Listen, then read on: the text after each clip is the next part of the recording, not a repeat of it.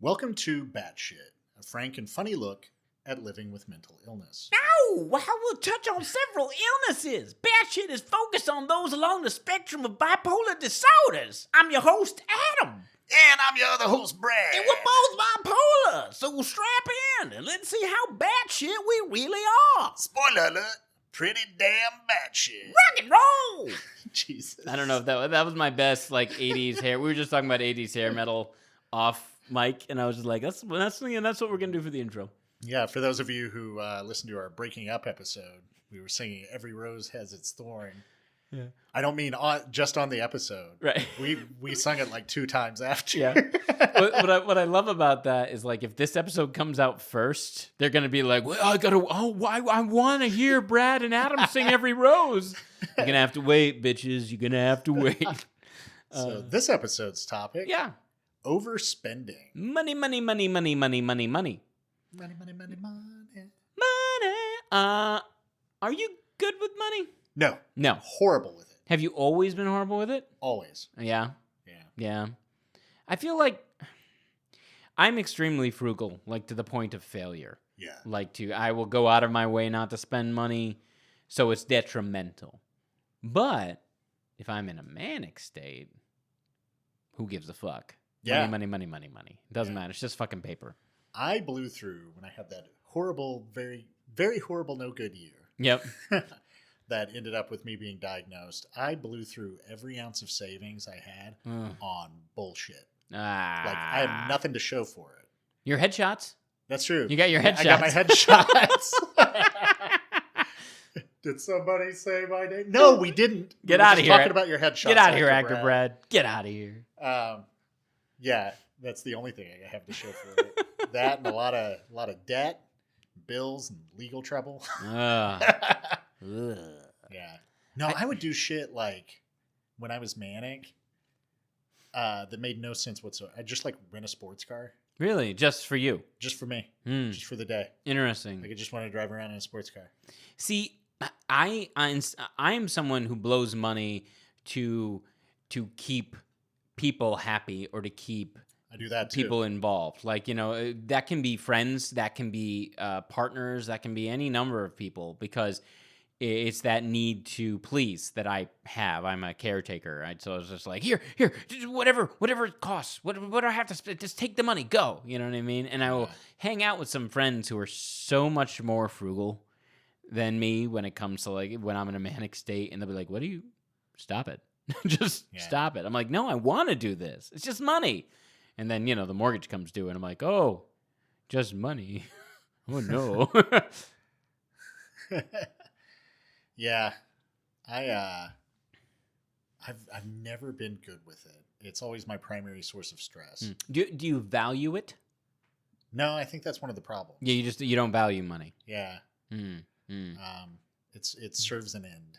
Right, it's a tool. Yeah. Right, it's a tool. It's like a car, right? I know people who really stress about their cars, and I drive a 2011 Nissan Versa because it still fucking runs. You know what I mean? So why would I spend money on a new car when this one's paid off?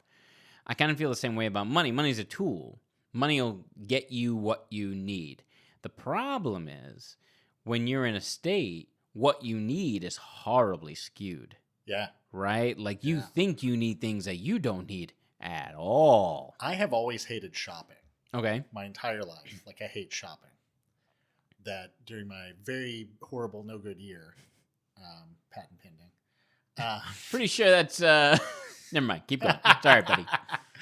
I bought so many clothes. Really? Yeah, I was just constantly going and buying clothes. But you also lost a bunch of weight. Yeah, but I didn't need to buy as many clothes as I did.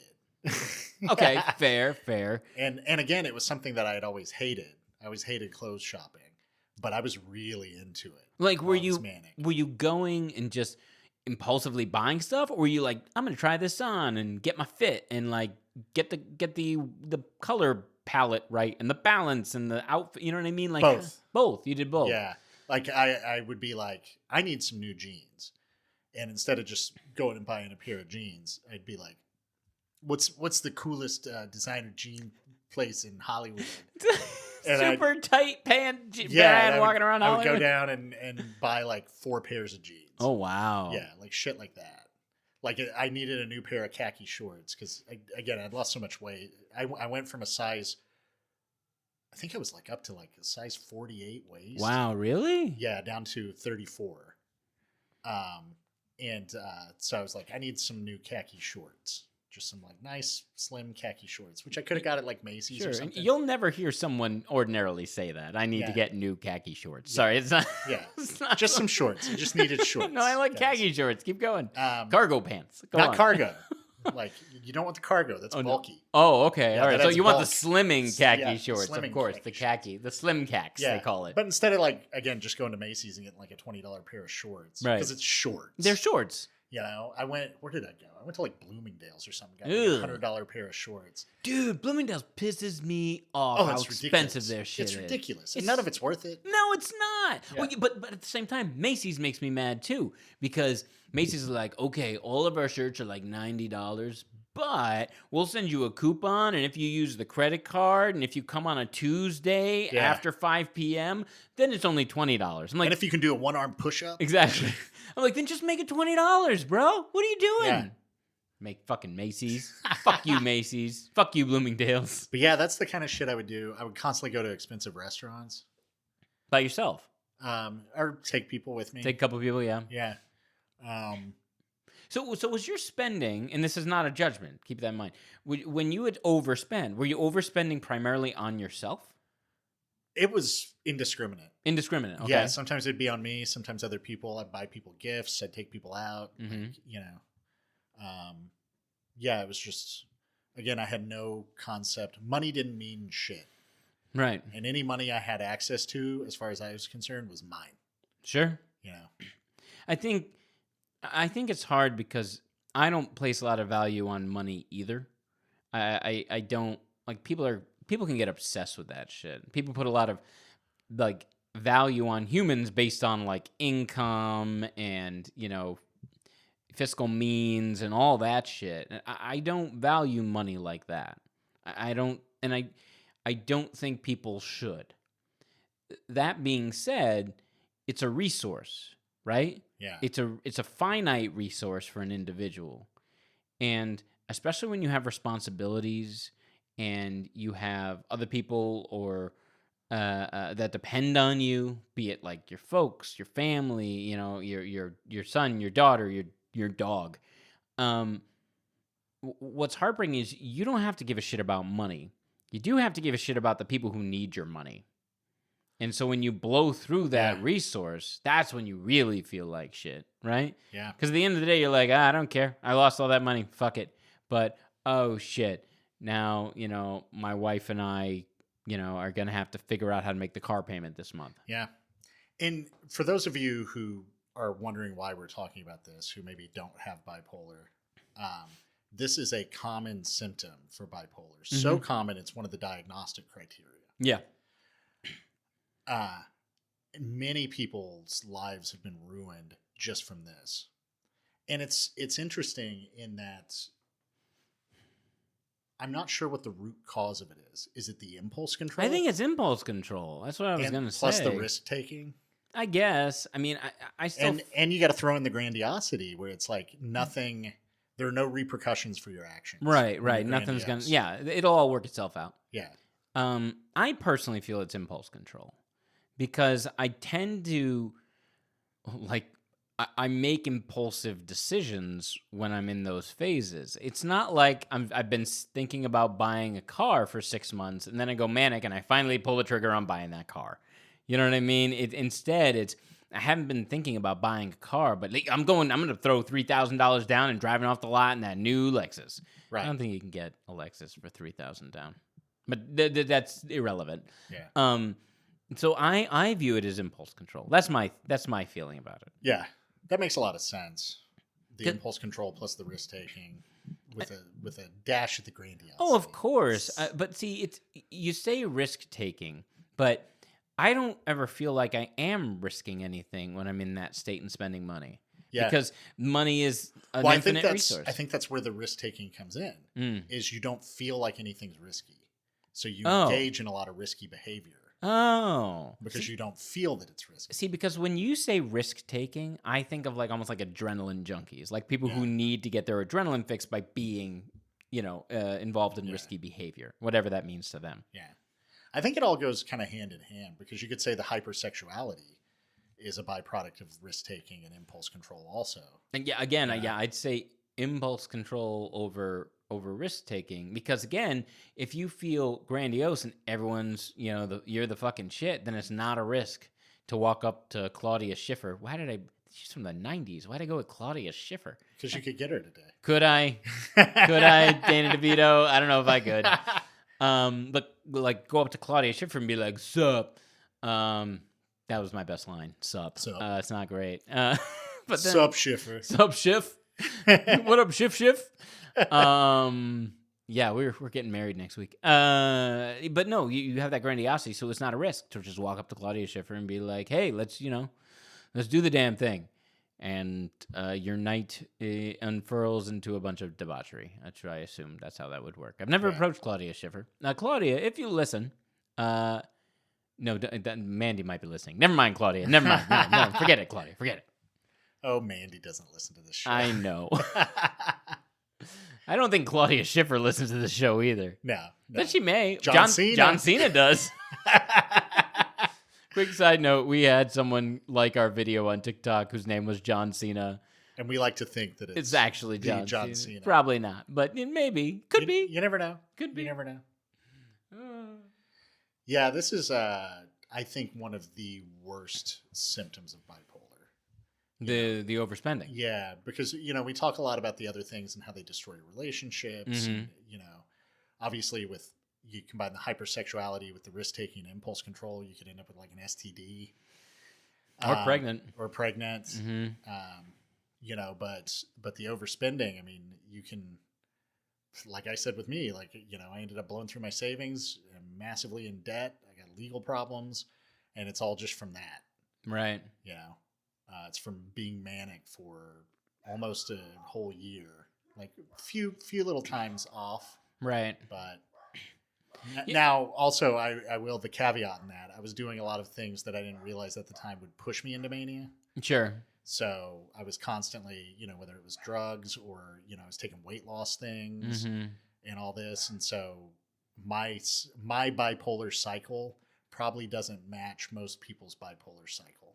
Unless they are also taking stuff, because maybe again with the risk-taking and impulse control, drugs, as we've talked about, are a big thing.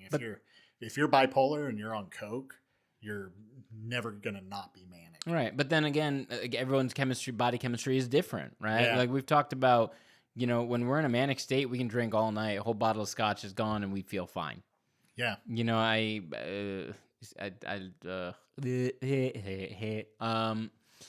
That was my impulse control going away.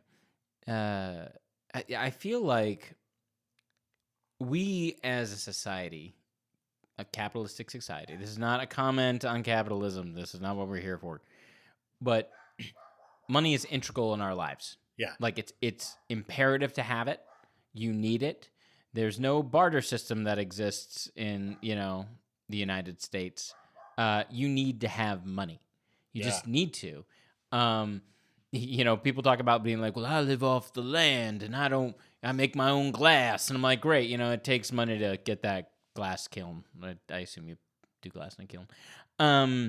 But so I digress.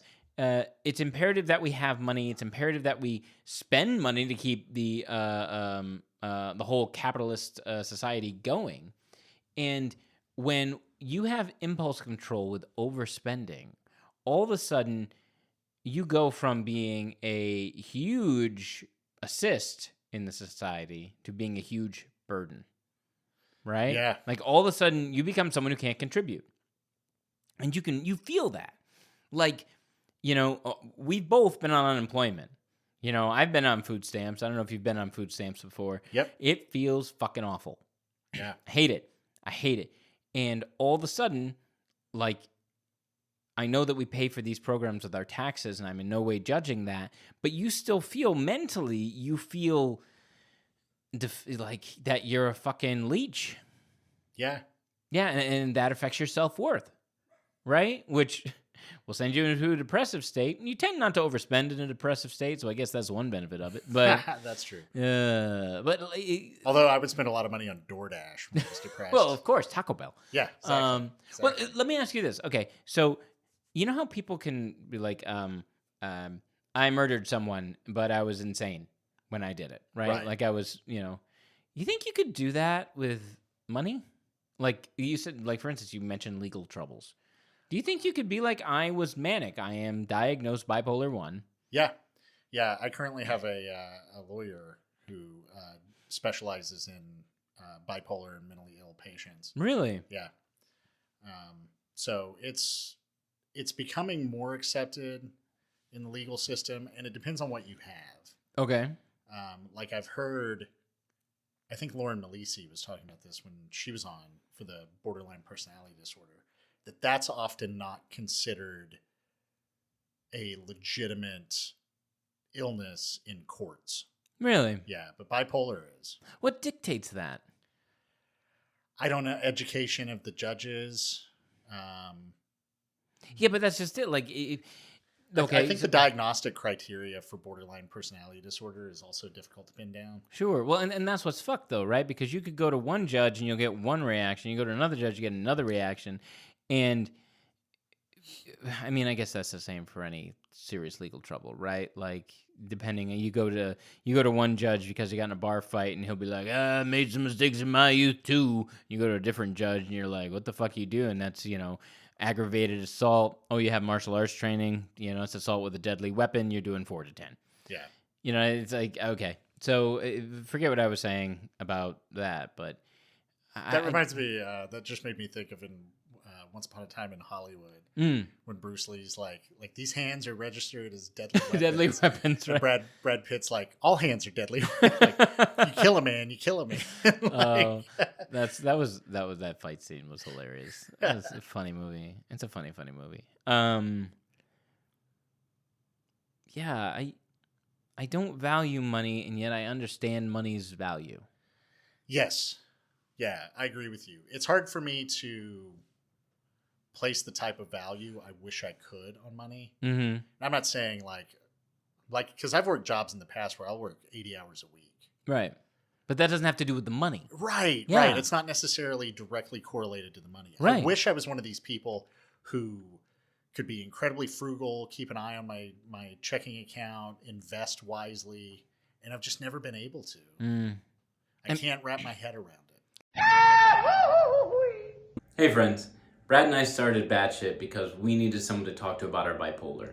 So when looking for a sponsor, BetterHelp was the obvious choice.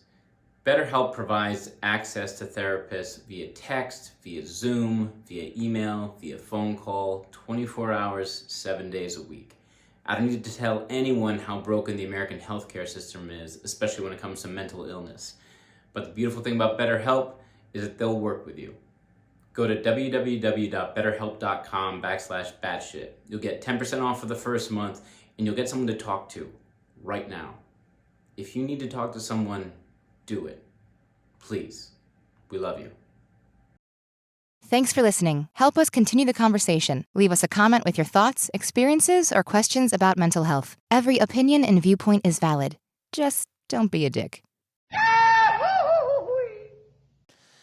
But there's also a lot of, there are negative aspects to being overly frugal, too. You miss out on a lot of things. You miss out on, remember, our society runs on money. Like social events, major life events, a lot of that stuff comes down to shit costing money. Yeah. And if you're unwilling to spend the money, you're going to miss out on major life events. Yeah. And that sucks. And it's going to, at the end of the day, and this I know is contradictory to what we're just talking about, it's just money, right? So what's more important to you? Making sure that you have that $150 in the bank, or, taking your wife out for a nice dinner on your anniversary? Right. Right? Like, which is more important? Like, now, if that $150 is set aside to pay your mortgage or your loan shark or whatever, that's a different conversation altogether. But being overly frugal can be detrimental as well. Probably not as detrimental as overspending. I'm not going to try and pretend that it is, but Right. but you get to the point where you're not enjoying life. Right, you're It's not like enjoying- finding that balance. Right, because now you're not enjoying your life, which means, you're sitting at home in a fucking darkened basement, sinking into a depressed state. Yeah. When I was first starting out, I was touring and I was making like $300 a week. And I didn't have any overhead though. Like I think I had my phone. I didn't have health insurance. My car was paid off, but I wasn't driving my car, so I didn't have to get insurance for my car. So yeah, I really just had like my phone and my living expenses, like my food and whatever. And I remember at the time feeling incredibly free, right? But that feeling didn't last that long because I always wanted more. And I don't mean that like I want a better car or I want newer clothes. I wanted to feel like I was progressing in life, like I was climbing, making progress in some way, shape, or form. And one of the ways that our society puts value on a person is monetarily, right? So, for instance, if you go out for a job and they're like, Brad, you're worth $25 an hour. And then you go to the next corporation down, they're like, Brad, you're worth $30 an hour. Now, all of a sudden, your value has increased. Yeah. And that'll take a mental toll on you. If you're sitting there and you're like, I'm only worth $300 a week. I can be better than that. I am better than that. I deserve more than that. Not because I want the money, but because I want the worth associated with that money. Right. You driving around in that sports car makes you feel like a big fucking man because there is worth associated with that. Yeah. And that, that's consumerism. That's capitalism. That's not, again. And that feeds into the grandiosity. Exactly. And this is not me on like a political soapbox. I'm just talking about it from a realistic standpoint of people who live in the United States. Yeah. I would be interested in socialist countries, people who are bipolar, if you find that your relationship with money is different. And if you encounter these overspending and indulgent. I bet it's the same. It's You probably think so? just what they're spending it on. What they're spending it on? Yeah. Yeah, like chocolate. Yeah. Chocolate. Chocolat. Chocolate. I just assume all socialist countries like chocolate, I guess. One thing I would do also when I was manic is intentionally overdraw my checking account. Intentionally? Yeah, so you can go to the ATM, or at least you can do this with my bank.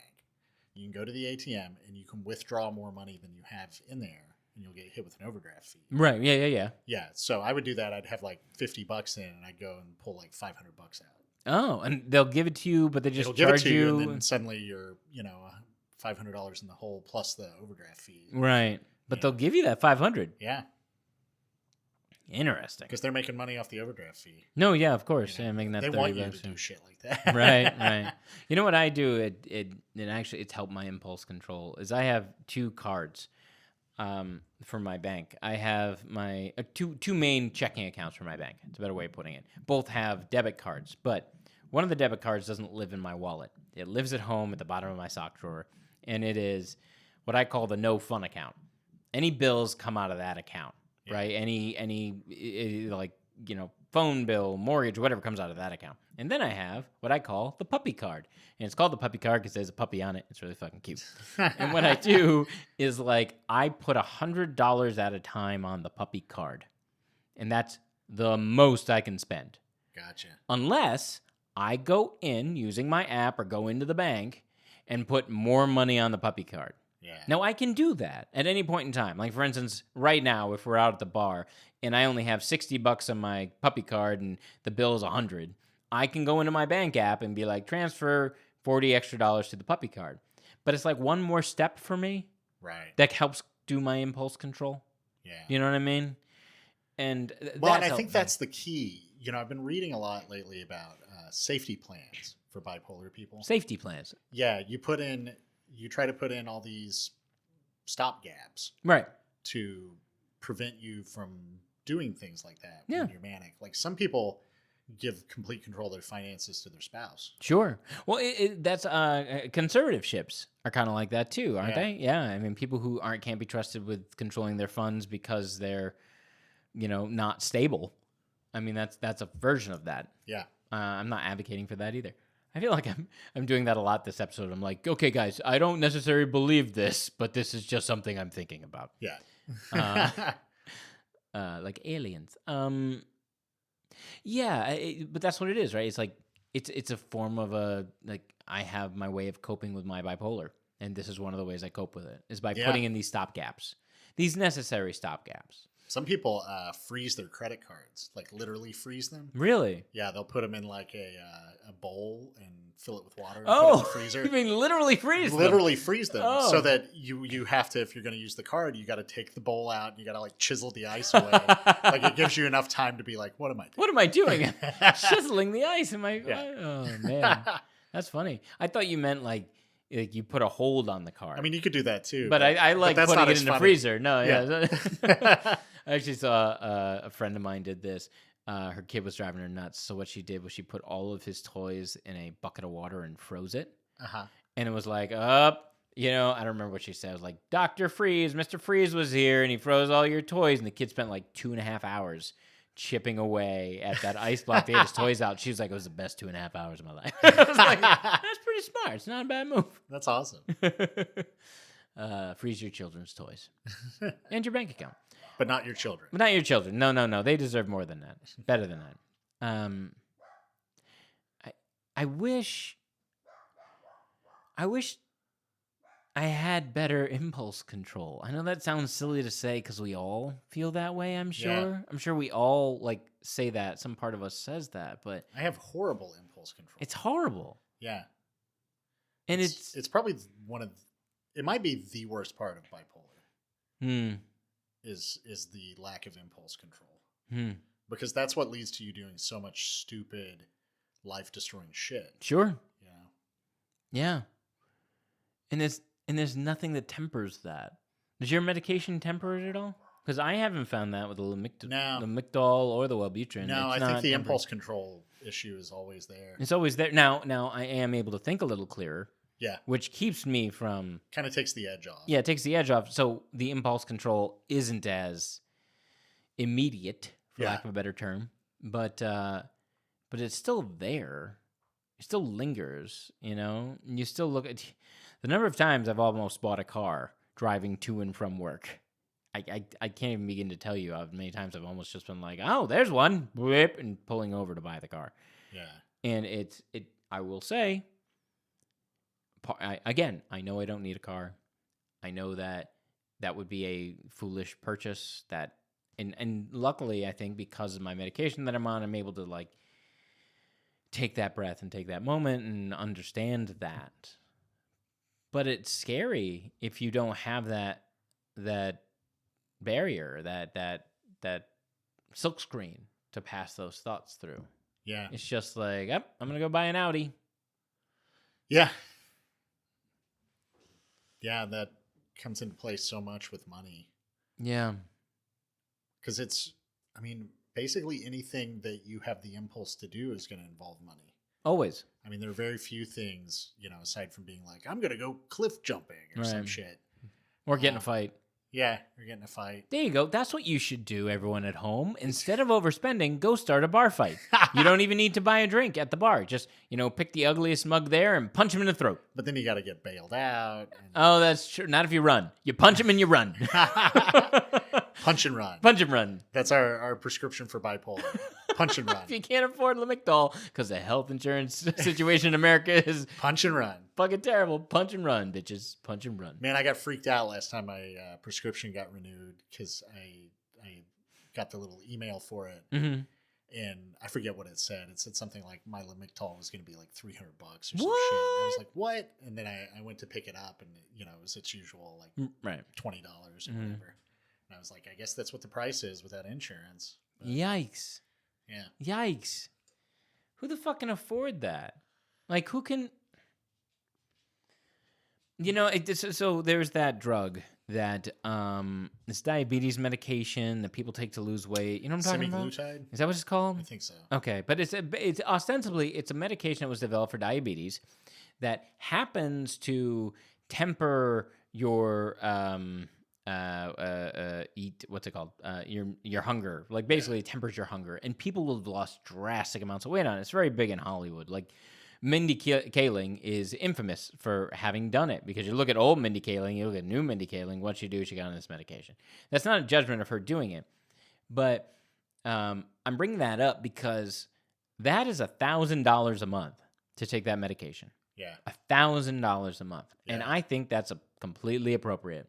That's completely appropriate because at the end of the day, it's cosmetic for the most part. You know, there are people with diabetes that need that medication, and those people, that's atrocious. But like, no one goes and buys Lamictal because they're looking for a good time or they're looking to lose weight. You know what I mean? So it shouldn't be 300 They're fucking looking for bones. gingivitis. Yeah, it shouldn't be $300. Like, Yeah. that's fucking stupid. Insulin, I think, is like $700 per day or some shit. Like What? that. It's something insane like that. They're like, if you need insulin right now in this country, you're going broke. Well, wasn't that the thing with the guy who does The the farmer bro? EpiPens? Yeah, Yeah. they were EpiPens, right? Yeah. Like they were like he was proud that he increased the price like 300% in his tenure there. Like, Yeah. what the fuck's the matter with you, man? Yeah. And everybody talks about how if we had universal health care, it would be so awful with like drug prices and blah, blah, blah. But it's like, why are we paying that price here? But if you just go across the border into Canada, you can get insulin for like $35. Exactly. Yeah. Exactly. Very political episode. Unintentionally political episode. That's unintentional. not what we were. That's not why we were here. It's difficult, though. I tell you, people, no matter where your politics lie, it's difficult when you dive into our medical system, and especially with mental health, to not get angry about our current system. Yeah. Because it is broken. It Yeah. is so broken. Very broken. It's very broken. And people who need help can't get it. Yeah. Or if they do get it, they bankrupt themselves getting it. Yeah. We live in Los Angeles, and the number of people who live on the street here that very clearly are dealing with a mental illness of some type, it's like I drive to and from work every day, and I see it. And these people can't get help. There's no options afforded them, or the options afforded them aren't great. Yeah. And I sit there and I go, how far am I away from that? How far am I away from that person walking down the street with plastic bags for shoes? You know what I mean? Like, how far away? Yeah. Because it's not their fault. You know, it's not their fault. They're sick. They're sick. Yeah. And they've reached a point where they can't even help themselves anymore. And no one else is there to help them. Yeah. And that blows. My 7-year-old had $1 today. Mm.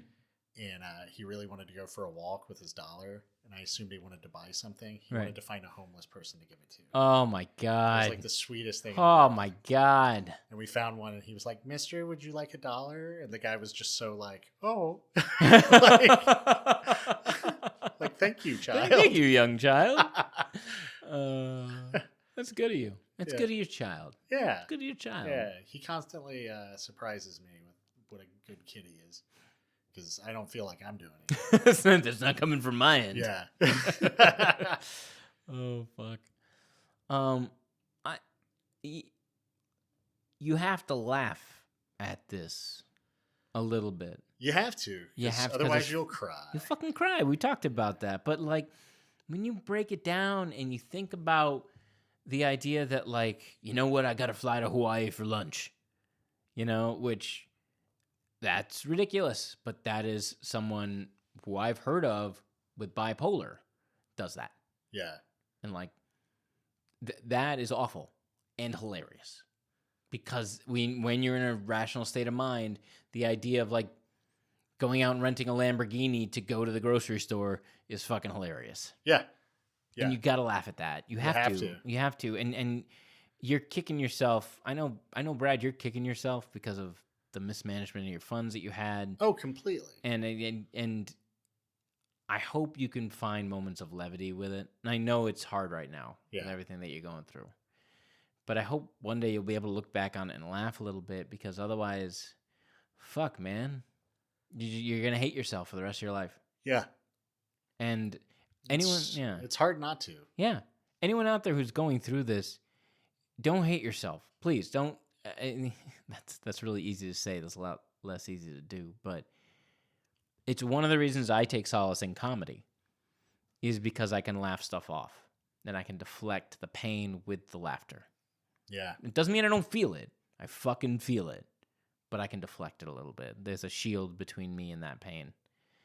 And so when you're looking back on these horrible things that have happened to you, that you have caused, that are not your fault because it's your disease, in my opinion, laughter is the best medicine.